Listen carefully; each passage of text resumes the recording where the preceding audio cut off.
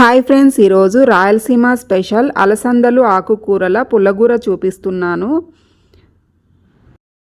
ముందుగా పచ్చి అలసందలు, పచ్చిమిర్చి, టమోటాలు, గోంగూర, పాలకూర, చుక్కకూర పక్కనుంచుకోవాలి. తర్వాత కుక్కర్లో అలసందలు వేసుకొని పచ్చిమిర్చి, టమోటాలు కట్ చేసుకొని వేసుకోవాలి. తర్వాత ఆకుకూరలన్నీ వేసేసుకోవాలి.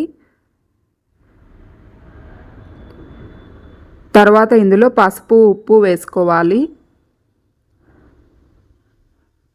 3 గ్లాసెస్ వాటర్ వేసుకొని కుక్కర్ మూత పెట్టేసి స్టవ్ వెలిగించి పెట్టేసుకొని 4 విజిల్స్ రానివ్వాలి. 4 విజిల్స్ తర్వాత దింపేసుకొని చల్లారిన తర్వాత మూత తీసి ఇందులో వాటర్ అన్నీ వంపేసుకొని కొద్దిగా అలసందలు తీసి పక్కనుంచుకొని ప్లేట్లో పప్పు గుత్తితో మెదుపుకోవాలి. తర్వాత అలసందలు వేసేసుకొని వాటర్ సరిపడా వేసుకొని సాల్ట్ సరిపోకపోతే కొద్దిగా వేసుకొని కలిపేసుకోవాలి. తర్వాత దీనికి పోపు పెట్టుకోవాలి.